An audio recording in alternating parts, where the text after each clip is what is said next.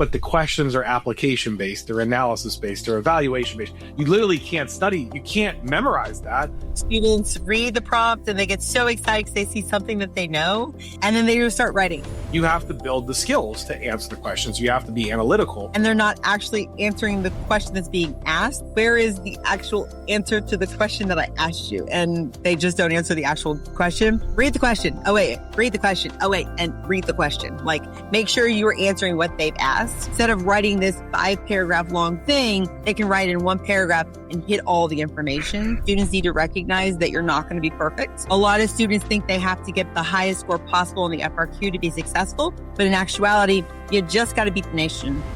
All right. Welcome back to the Supported Learning Podcast. I'm your host, Dr. Joe Sebastian.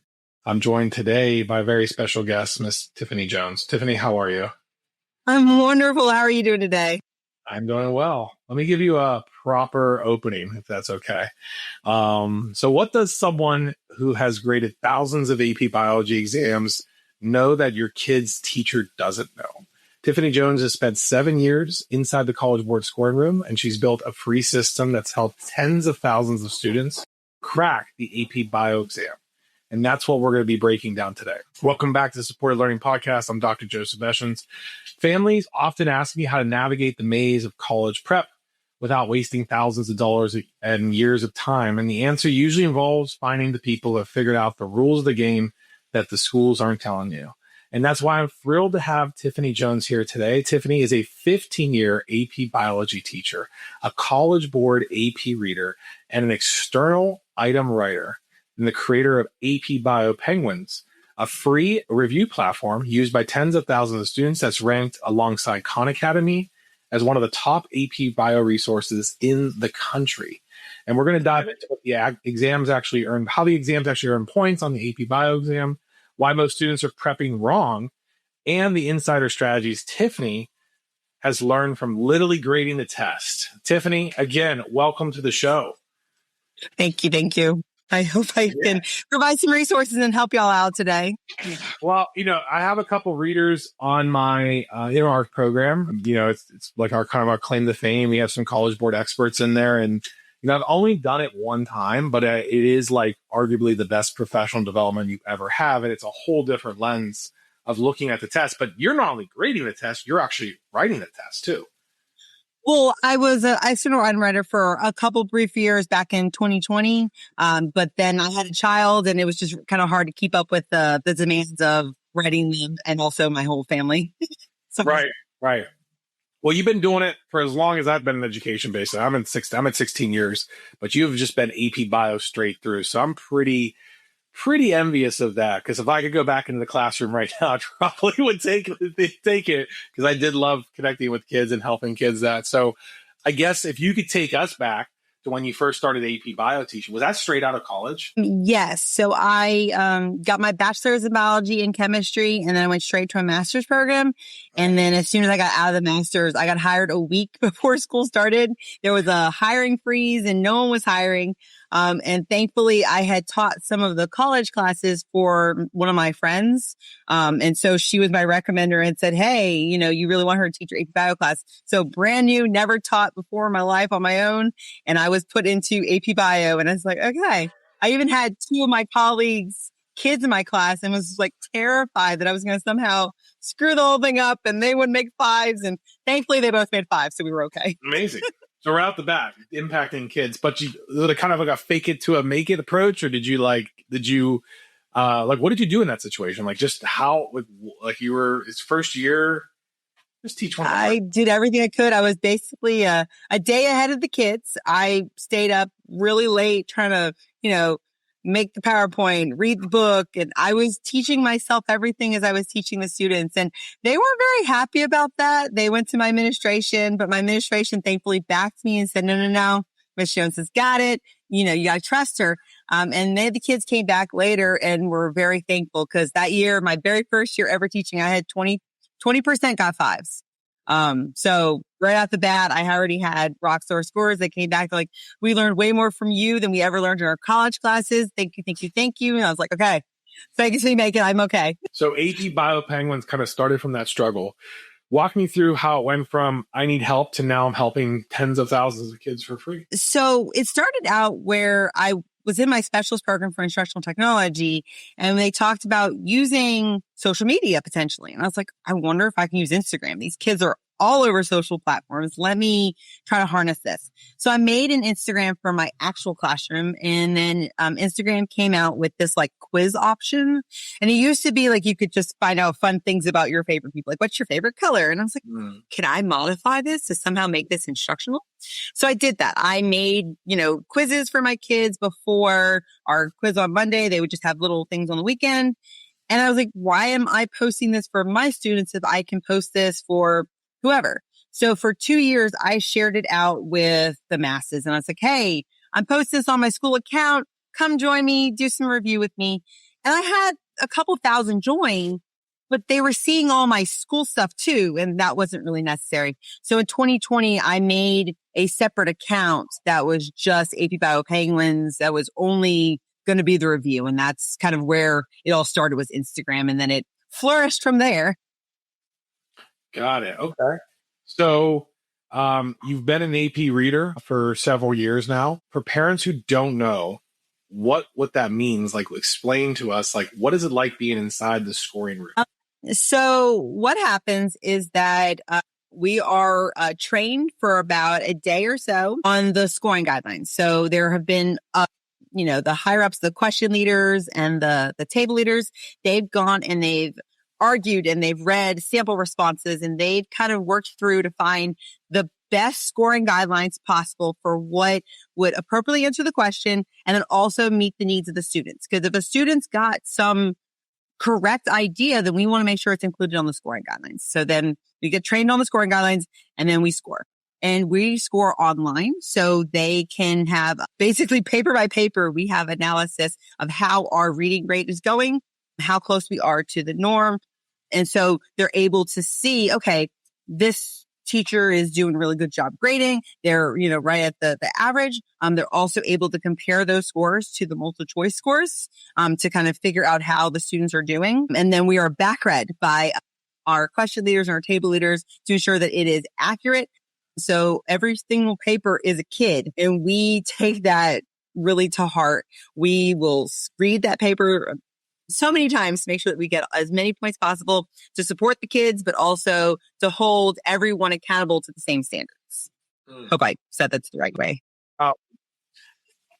Okay. Why is it such good professional development for AP teachers? You're able to see what other students are saying. So I was able to find some of the overall errors that are happening in the world. So I was able to bring into my own classroom, hey, this is what the nation is seeing in terms of instructional, and how can we better that? And so I also got some ideas. I actually do a cell respiration project, and I've always made them do a song, but I never thought of making them do a music video until someone's response told me to go check out their music video. And I was like, wait a minute. Okay. And that then splurged new ideas. So as I'm grading responses, I sometimes come up with ideas of how I could better teach something in my classroom, or how could I better word it to my students so that they won't make these same mistakes, or what kind of practice can I incorporate to ensure that my students also are, on the right track. So it helps give you the inside scoop of how things should be worded. It gives you the inside scoop about kind of random, like the small pitfalls that might happen in a student's response, and kind of how to better write. So you've also been the item writer. What's that like? Yes, but I cannot talk really much about the item writing side of things. What? I signed an NDA. Oh, I'm sure I'm protected. Can you give me some high level, just what are you asked to basically do? We're asked to use scientific literature to write a question that connects the literature to a standard and to a science practice. So they use the essential knowledges, the science practices, and then we use actual research. So any question that you see on the AP Bio exam, and you might be thinking, oh, this is something so off the wall. Where are these, scientists coming up with this? This was an actual research study that was done. The data that you're analyzing is actual data from an experiment So it's really kind of cool to know that that's really how it all came from. It's not that someone was like, let's throw these random numbers into a chart and see what happens. No. It really is the data. You're analyzing a real experiment. I thought fun. Were you writing FRQs or MC? I have written both. Okay. The projects that I was working on were mostly multiple choice, but I have written free responses before. But again, the questions that I wrote, I submitted those and then they were taken apart and modified by many other levels. There is probably about 15, 20 levels that the questions go through between when the person writes them to when they actually show up on the exam, to the point that I don't even know if I would recognize them if I saw them on the exam. Interesting. Because like my idea was there, but yeah. Well, I say this. So like I've taught, just so you know, I've taught IB history of the Americas. I've taught AP history. And I say this a lot, like, because I see a lot of students that come into our program are struggling, usually answering the questions, being actually like exam ready. And then I'm like, well, how are you struggling? And it's like, well, the questions I'm answering aren't what I studied. I'm like, are you trying to memorize biology? Yeah. And it's like, but the questions are application based, they're analysis based, they're evaluation based. You literally can't you can't memorize that. You have to build the skills to answer the questions. You have to be analytical. And that's the biggest gap. I see that across the board for all the AP exams, but it seems like that's for bio. The thing I'll say is you still have a curriculum. There are still standards in the AP program. And ultimately, there's only so many ways they can ask you questions about those anchors. But it seems like they go to, that's probably why College Board's so protective of their MCQs, right?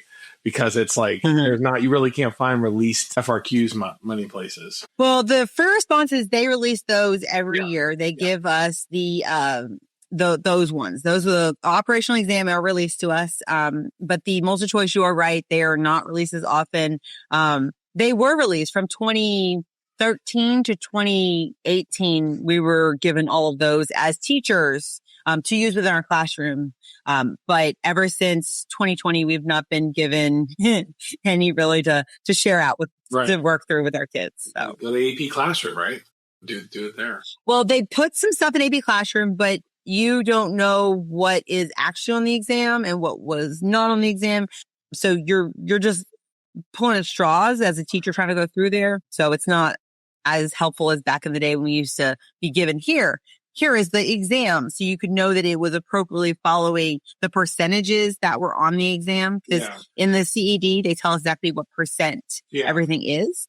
So I like to have the timing flow and everything and the correct sequence to it. And you can't get that when you do the AP Classroom questions. Yeah, we're trying to build that out on our platform too. And that every multiple choice question or every free response question is actually aligned to the testing anchor, the skill, the percentage, the weighting, because that's ultimately how you're going to know if you're actually growing in that subsection of the units as well. So, okay, let's talk about FRQs for a second. So that's where most students lose on the exam. That's where usually the biggest disasters happen, right? Because the FRQ sometimes, right? For at least for history, is that 60% of their score. And if they don't get it wrong, they're not passing They don't get it right, they're not passing the exam. But I guess what's the number one mistake you see when you're reading thousands of students' responses on FRQs? They're not answering the question. So students read the prompt and they get so excited because they see something that they know, and then they just start writing. And they're not actually answering the question that's being asked. They're writing a lot of great biology, and I'm so proud of them. And then I'm like, but where is the actual answer to the question that I asked you? And they just don't answer the actual question. So my biggest suggestions to students is read the question. Oh wait, read the question. Oh wait, and read the question. Make sure you are answering what they've asked. The new format of it does make it a little bit easier since they have the A sub I, A sub II. So they know here is the question, and they've also broken it up so that the information you need is before the question. So back in the day, you had this big 2-3 page long reading and then your questions.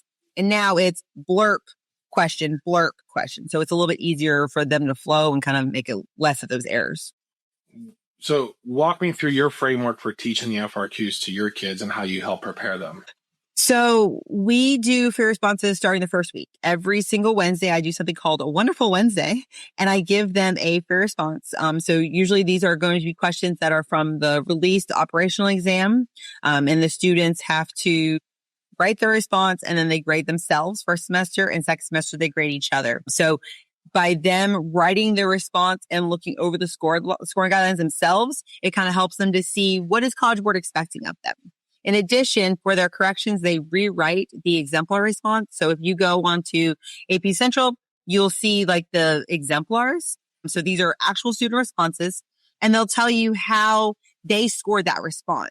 And so a student can look at a perfect score and say, here's what they said and why they got that point. And it helps the student to realign. Okay, this is how I need to word things. This is kind of how to be more direct in my writing. And so through that process, they get a little bit better. In addition, I think that students need to recognize that you're not going to be perfect. So a lot of students think they have to get the highest score possible in the FRQ to be successful. But in actuality, you just got to beat the nation. So look up the national averages, which are given also on AP Central. And if you're looking for a 5, then you want to be a good 2 or 3 points above that national average. And if you're doing that, then you're doing good. So don't expect to be perfect, because these questions are written with some nitpicky parts to them that are designed to separate the 4s from the 5s and the 3s from the 4s and so on. What is the big difference between a student who knows biology and a student who scores a 5? Who knows biology and scores a 5? What's the biggest difference between students who just know biology really well and the ones that actually get 5s on the exam? Because obviously not everyone that's a straight A student gets a 5. So like what do you see most common with students who actually end up scoring 5s? I can't tell you what I can see from the reading of the AP exam, because of the fact that I only see that one response, Right. Nor do I know what their final score is. But in terms of the students who score well on the FRQ, it's usually the students who write concisely. So they're able to get their information out quickly and easily. So they're able to, instead of writing this 5-paragraph long thing, they can write in 1 paragraph and hit all the information. They don't really spend a lot of time staring at the question. If they don't know it, they move on and go to other questions and then come back. In terms of my own personal students in my class, the students that have been actively studying for each of the unit exams are usually the ones to get the 5s. So I find that the students who are cramming right before the AP exam, they may score pretty good, but they don't actually know the biology. And so it does hurt them when they get to college because they never actually learned the information. Does that make sense? Yeah, no. I mean, how do you get, obviously we're coming up on March right now. We're like a couple days away from that. We're going to be inside 9 weeks till the AP exams. I think biology, unfortunately, I think it's the first exam this year, right? 9 days. What is that? What? I said it's 69 days from today. 69 days from today. Yeah. It's the first exam, right? May 4th? Yes. May 4th. Yeah. May the 4th be with us. Be with you. Yes. 8:00 a.m. local. What is your review cadence and how do you get kids ready? Like, what are you doing in conjunction with teaching them biology? So I start review with my students in February. So I give them what's called the AP review notebook, and I have them working through all the AP classroom topic questions, all the AP classroom progress performance questions. I've got them doing in Barron's book. So they go through and they read the section and take notes, and then they do the practice questions. They have to take 1 College Board practice exam, and then they'll take 1 Barron's practice exam. So they're working through a lot of different questions, and that's all the required side. And then they've got student choice things where they can do practice a numeric response or extra FRQ practice, or they can watch some of the videos on AP Classroom. So there's a variety between the required items and the student choice items that help to support them so students have choice. I find that if you give students a little bit of choice, they are going to choose the items that help them the most. And so sometimes you as a teacher, one size doesn't fit all. So you can't say, oh, this is what you must do to be successful.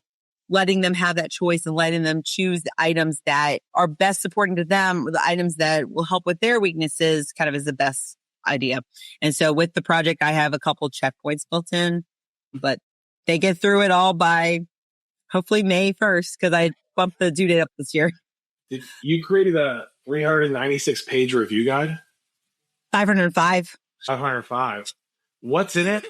And do students actually use it? Okay, so there's a lot of different layers to this. So I took the CED and I put all of the standards into it, and then I rewrote them into I can statements. So looking at the standard, these are the things you need to be able to do.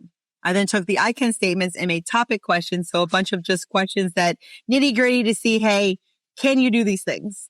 And then I have all of the released AP multiple choice questions and then some like random questions that I wrote on the end of it for each unit, plus the FRQs for each of the units are all built in.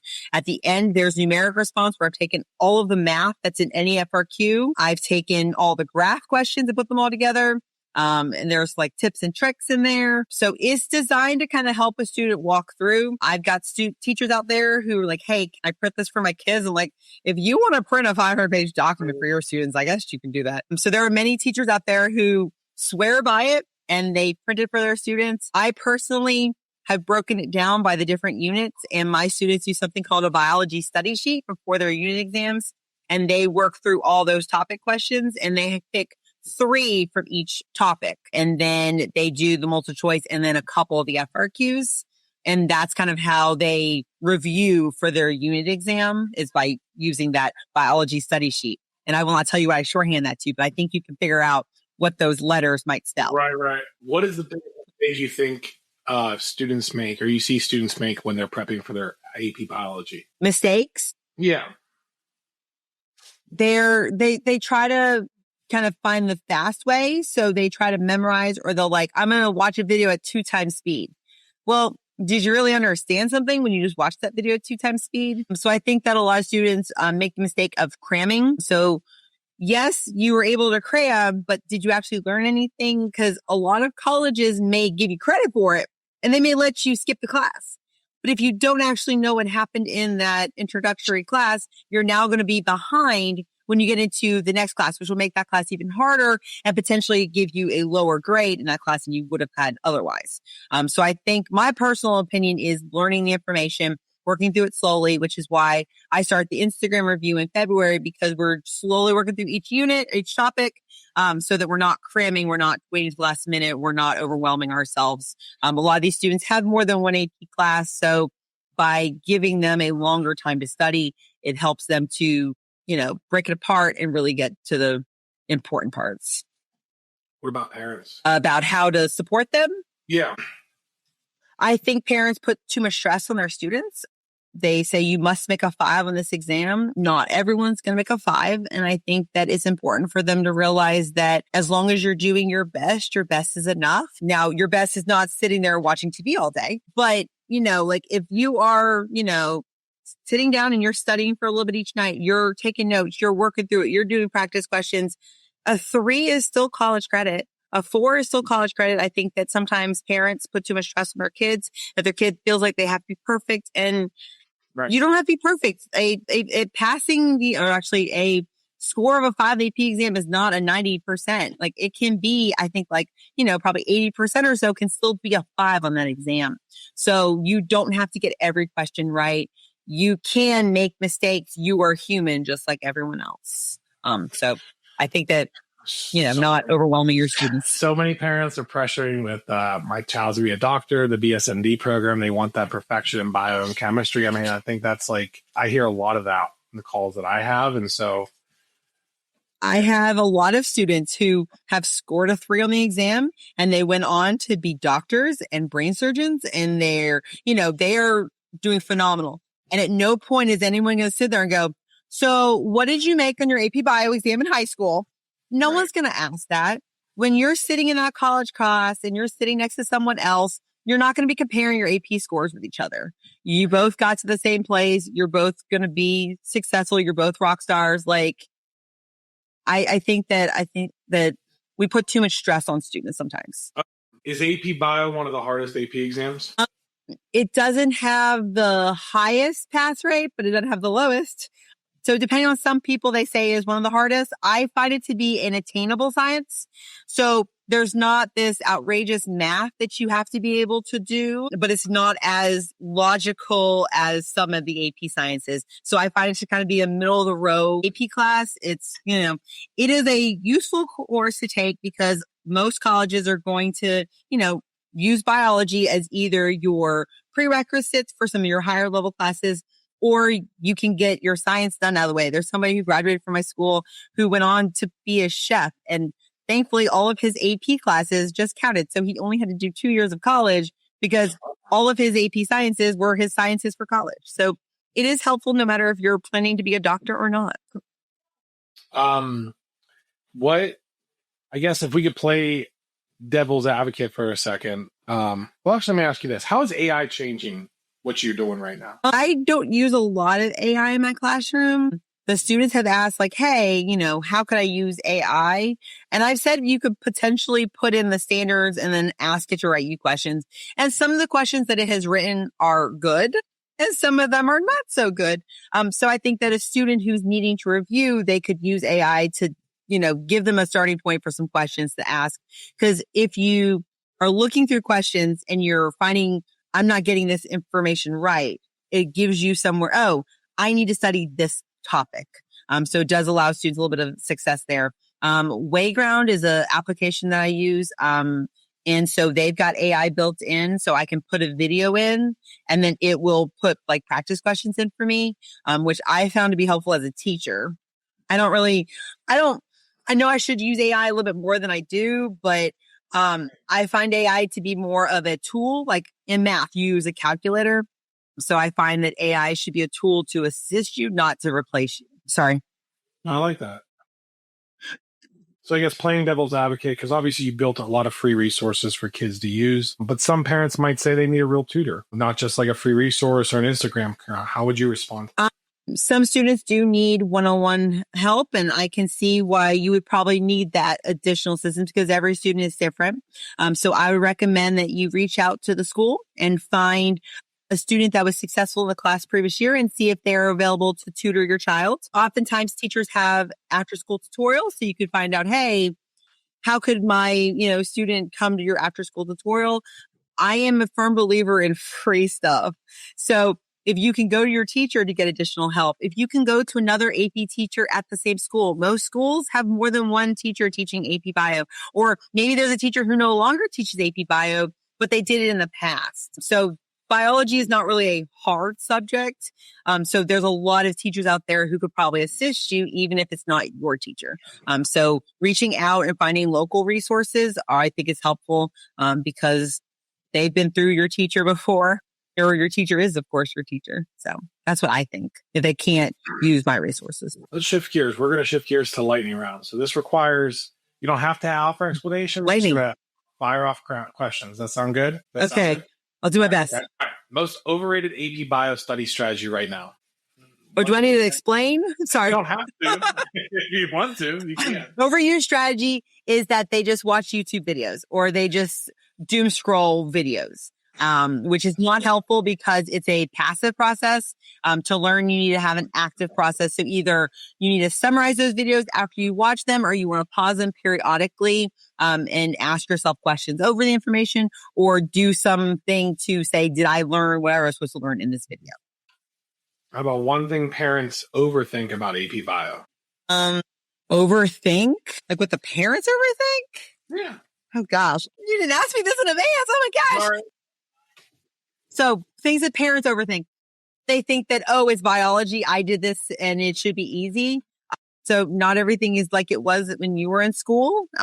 So times have changed and the stuff your kids need to learn has changed. And please do not tell your kids the mitochondrial powerhouse of the cell because we're going to have problems. What about something that parents underthink when it comes to AP Biology? The parents underthink, I guess back to the easy thing. Like they think that it doesn't require a lot of work to get into it. I don't know. It's a lightning round to me.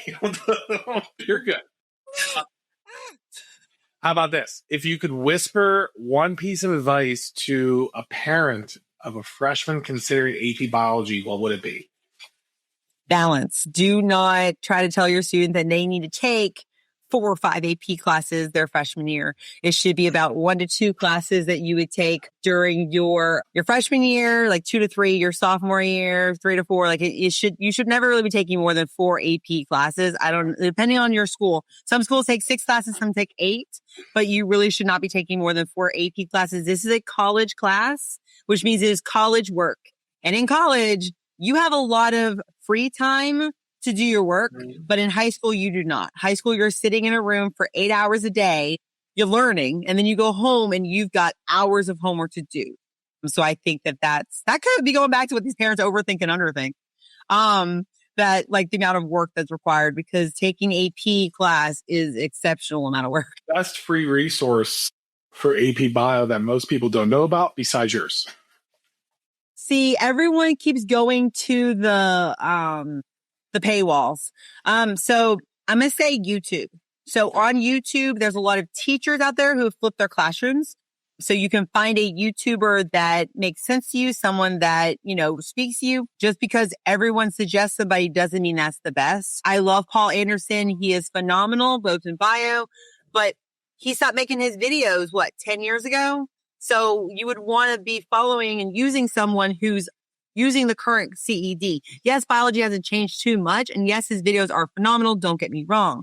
But you should be using a teacher who is currently in the classroom, that is working with the current CED to make sure that they are giving you the standards like you need to be given them. So YouTube, best free resource. YouTube, there we go. One book or resource every AP student should have. Barron's Biology. So the one by Mary Worth, it's currently, I think, on sale on Amazon for $15, and it's normally $30. And they've got like a buy one, get one 50%. So you could actually get 2 different Barron's books for your AP classes cheaper than the single book by itself.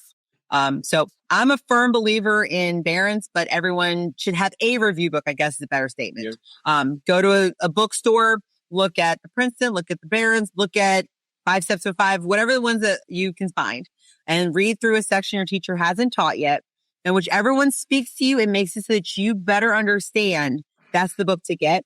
Because a review book is not designed just for the questions. All the questions are, for the most part, right on par with each other.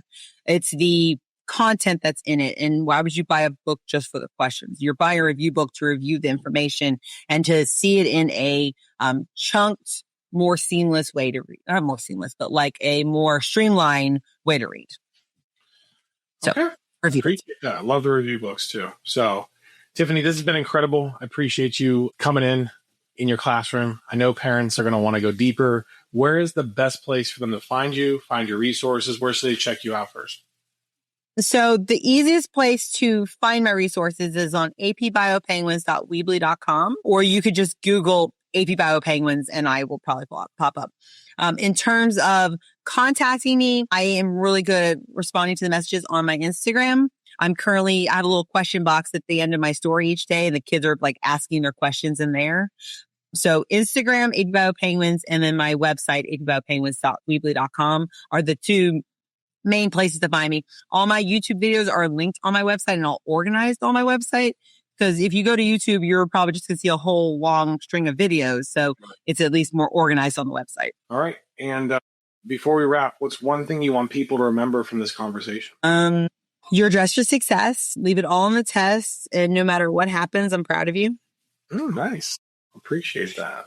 Thank you. Thank you, Tiffany. I appreciate it. I appreciate you sharing the playbook today, taking time to talk about AP Bio. For everyone listening, remember, you don't have to play the game. The way the system is set up, you can set the foundation, find it, you can build the skills, and you can get the results without burnout. And that's ultimately what we want our students to know, is that there are other ways to approach this. And I'm so happy that Tiffany was able to share her experience in crushing AP Biology. So we're going to put the links to everything we've discussed down below in the show notes. Thank you so much for tuning in to the Supported Learning podcast, and we'll see you next time.